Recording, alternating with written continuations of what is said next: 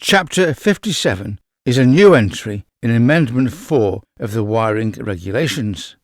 Being new, it is almost guaranteed that there will be questions on Chapter 57 in the 18th edition exams.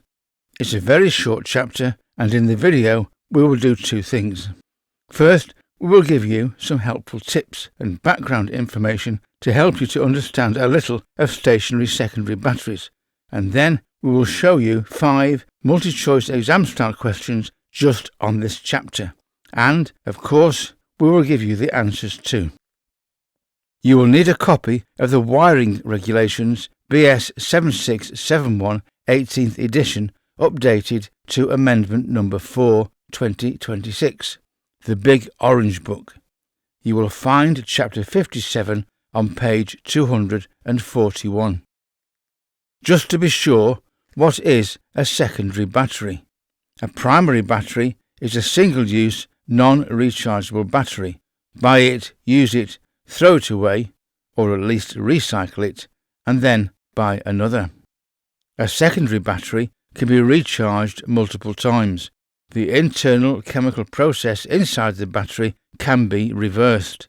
For this video, for domestic solar PV systems, the older battery systems were lead-acid batteries, but these have now largely been superseded by lithium-ion batteries, and these have many advantages. The chemical symbol for the modern battery is LiFePO4, but this is often shortened to just LFP when the full chemical symbol is not required. Nowadays, 80% or more of new installations will use lithium-ion batteries. So what is a stationary secondary battery? A stationary secondary battery is a rechargeable battery system designed to stay in one place and provide long-duration, high-reliability DC power. In the case of solar PV systems, this power will be stored as DC throughout the sunny part of the day and converted to usable AC in the evening, the night, or on demand.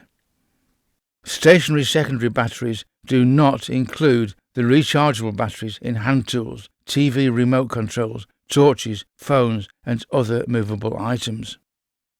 We should make a note about spelling at this point, especially as I used to have difficulty with this one. Is it stationary with an E or stationary with an A? I remember it this way.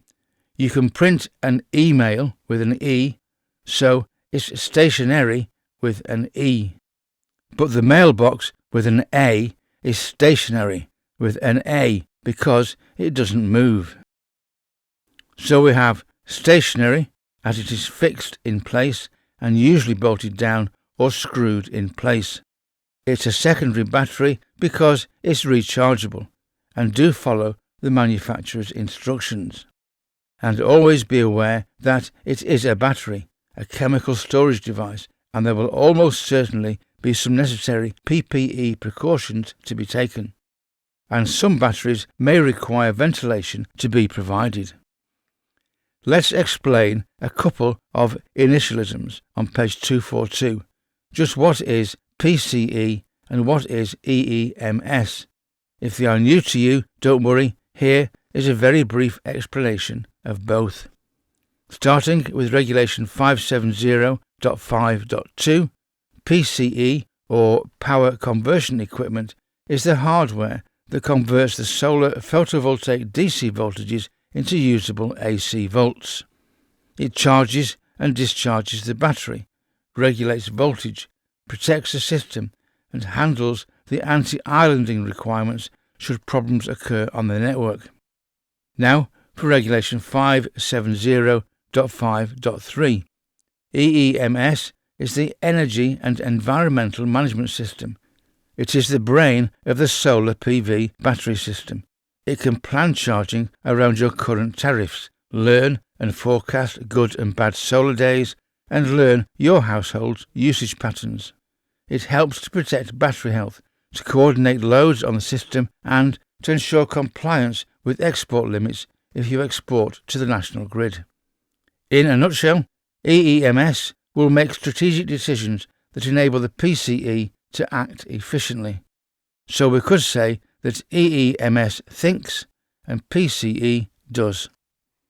And this little chart shows some of the differences between EEMS and PCE.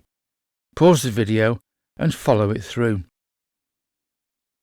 We have 5 18th edition style questions to test your understanding and use of the wiring regulations book.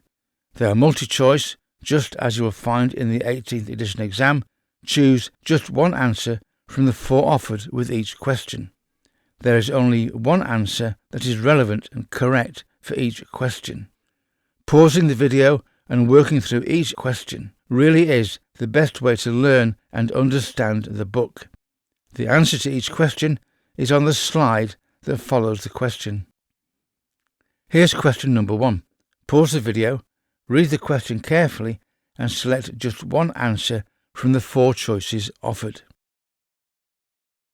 The answer choice is C. We should select a type B RCD.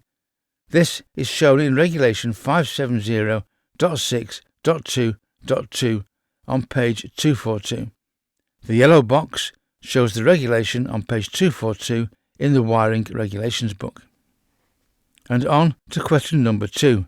As before, pause the video and attempt an answer.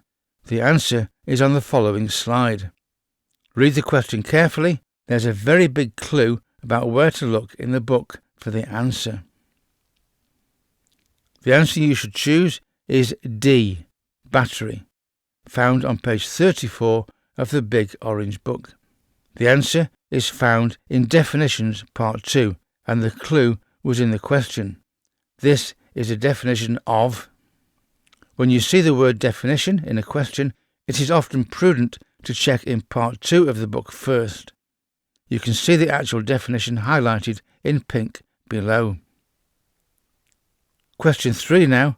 As before, pause the video and attempt an answer. Answer choice C matches the image in the wiring regulations book. This is figure 57.1 on page 244. Other images may be used in the trade, but the question specifically asks suggested by the wiring regulations book.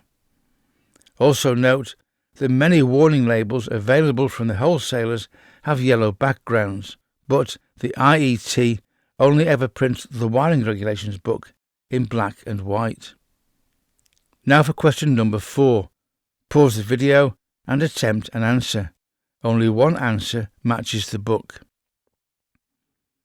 And we should choose answer B, as shown in Regulation 570.6.8.203 on page 244.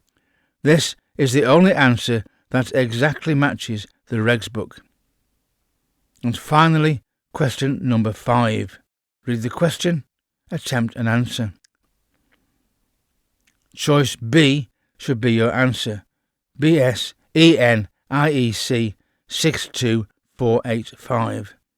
This is in Regulation 570.6.1.1.1 on page 242, and the regulation is highlighted in the yellow box below.